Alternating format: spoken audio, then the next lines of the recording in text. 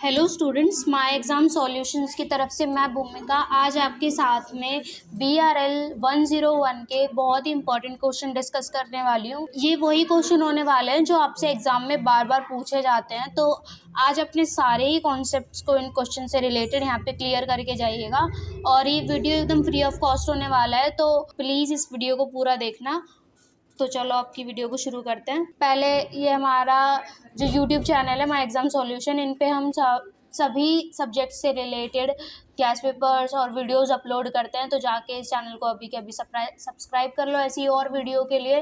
तो चलो अब अपने PDF पे चलते हैं। तो आज हमारा जो कोर्स कोड है वो है BRL 101 और उसका कोर्स टाइटल है ओवरव्यू ऑफ रिटेल।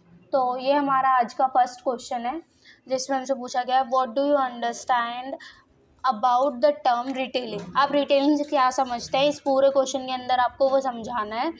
तो ये क्वेश्चन आपके सामने है, आप इसको पॉज करके एक बार खुद से पढ़ो और कोशिश करो उसको समझने की, क्योंकि ये इजीली समझ में आ जाएगा। बहुत इजी लैंग्वेज में लिखा हुआ है ये आपके लिए। और अगर आप इस PDF को एक्सेस करना चाहते हो तो दिए हुए इस व्हाट्सएप नंबर पे हमको कांटेक्ट कर सकते हो।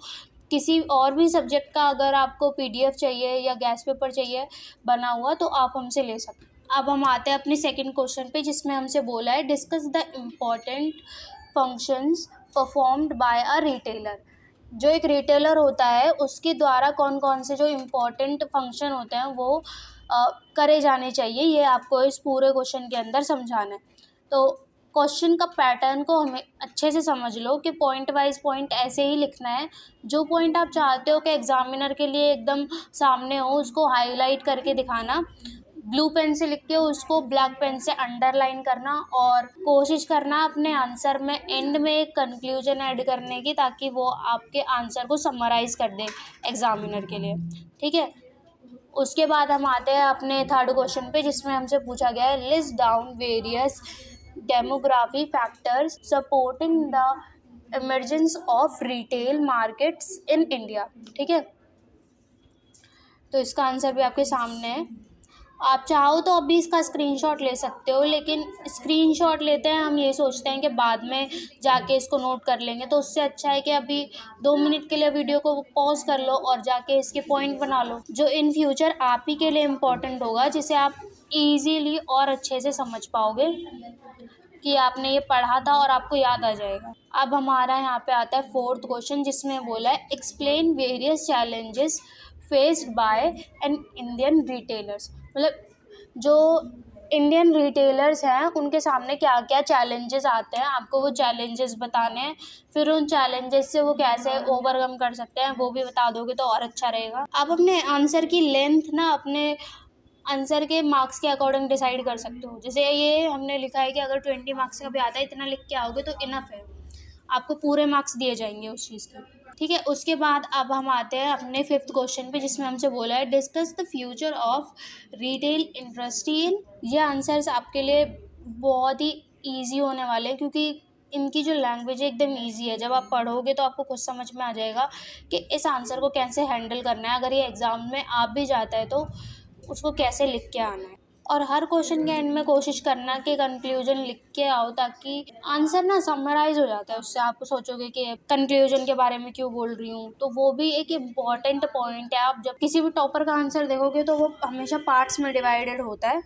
वो पार्ट्स में डिवाइडेड इसीलिए होता है ताकि एग्जामिनर को ईजी हो जाए। एग्जामिनर मार्क्स कैसे दे पाएगा, जब वो देखेगा कि हाँ पॉइंट वाइज पॉइंट एक एक चीज़ क्लियर करके लिखी हुई है एग्ज़ाम देने वाले ने, तो वो उस चीज़ का मार्क्स फुल दे पाते। उसके बाद आते हैं हम अपने 7 नंबर क्वेश्चन पे, जिसमें हमसे बोला है explain the various factors which influence customer behaviour in retailing. Customer के बिहेवियर को क्या चीज़ प्रभावित करती है, आपको इस क्वेश्चन के अंदर वही समझाना है। कोशिश कीजिएगा कि इसी तरीके से अपने आंसर को लिख के आएँ, तो आपके लिए भी इजी होगा इसको याद करना और एग्जामिनर के लिए भी इजी होगा इसको चेक करना। ठीक है, अब हम आते हैं अपने 8th नंबर क्वेश्चन पे, जिसमें हमसे पूछा गया है describe the stages in customer decision making process in purchasing with example. तो इसमें अब हमें इस क्वेश्चन के साथ में एग्जाम्पल्स भी प्रेजेंट करने हैं।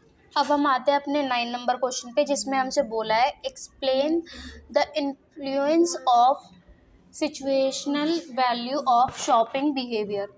ठीक है, तो इसके अंदर आपको इस चीज़ को पूरे तरीके से एक्सप्लेन करना है, वो भी अच्छे से, वो भी नाइसर वर्ड्स के साथ। जब आप इस आंसर को पढ़ोगे तो आपको समझ में आएगा कि कैसे वर्ड्स एक्चुअल में यूज़ करने चाहिए आपको अपने आंसर के अंदर, किस पॉइंट पे आपकी लैंग्वेज पोलाइट होनी चाहिए, किस पॉइंट पे आपको एग्जांपल्स देने हैं, कहाँ पे आपको पॉइंट्स में डिवाइड करना है अपने आंसर्स को। तो इसी के लिए इम्पॉर्टेंट है कि वीडियो को पॉज करो और इसको पढ़ो, इसके नोट्स बनाओ और अपनी चीज़ों को क्लियर करो। अब हम आते हैं अपने 10 नंबर क्वेश्चन पे, जिसमें हमसे बोला है distinguish between buyer and customer. एक बायर क्या होता है और कस्टमर क्या होता है, इन दोनों के बीच में आपको क्या बताने, डिफरेंसेस बताने। अब आते हैं हम अपने 11 नंबर क्वेश्चन पे, जिसमें हमसे बोला गया है explain the status of rural retailing and its features. ये इसका आंसर आपके सामने है। वीडियो को अभी के अभी पॉज करो और इसको पढ़ो और समझो। और कोई चीज़ नहीं भी समझ आ रही है तो एटलीस्ट कमेंट में लिखोगे ये समझ में नहीं आया, इसको एक और बार एक्सप्लेन कर दो, बता दो, या इस टॉपिक के ऊपर वीडियो चाहिए, कुछ भी आपको लगता है कि हम आपके लिए कर सकते हैं तो आप हमें ज़रूर बताइए। फॉर श्योर आपको किसी न किसी रूप से हेल्प मिल ही जाएगी उस चीज़ के लिए। कोई भी चीज़ समझ नहीं आ रही है कि एग्ज़ाम का अपडेट कब है, कब मेरे को क्या कहते हैं फॉर्म फिल करना है, कब एग्ज़ाम की डेट शीट आ गई है, किसी भी चीज़ के ऊपर आपको वीडियो चाहिए तो आप हमें कमेंट सेक्शन में बताओ कि मैम ये चाहिए, वो आपको जल्दी से जल्दी प्रोवाइड करवा दिया जाएगा। अब ये 12 क्वेश्चन इस वीडियो का लास्ट क्वेश्चन होने वाला है, क्योंकि वीडियो को ज़्यादा लंबा भी नहीं बना सकते वरना आप बोलोगे इतनी बोर वीडियो है, लंबी चल रही है। और इतनी छोटी वीडियो में इतना सारा कंटेंट कवर करना बहुत मुश्किल होता है, तो आप एक बार इसे खुद से भी पढ़ोगे तो आपको बहुत ईजीली समझ में आ जाएगा। एट दी एंड एग्ज़ाम आप ही लोगों को दे के आना है, तो इसको अच्छे से पढ़ो। ये वीडियो आपके पास अगर एग्ज़ाम से एक दिन भी पहले आया है तब भी ये वीडियो आपके लिए बहुत ज़्यादा इम्पॉर्टेंट है। आप अभी अपने कॉन्सेप्ट को क्लियर कर लोगे तो और इजी हो जाएगा आपके लिए एग्ज़ाम को क्लियर करना। ठीक है, तो आज की वीडियो के लिए बस इतना ही। ये पीडीएफ वैसे तो बहुत बड़ा है, तो अगर आपको ये पूरा पीडीएफ चाहिए तो आप इस व्हाट्सएप नंबर पे जाके मेरे को कांटेक्ट करो, बताओ कि मैम ये वाले कोर्स कोड का मेरे को पीडीएफ दे दो, गैस पेपर दे दो। ठीक है, तो वो आपको प्रोवाइड करवा दिया जाएगा। बाकी आज के लिए बस इतना ही। टाटा बाय बाय, मिलते हैं अगली वीडियो में।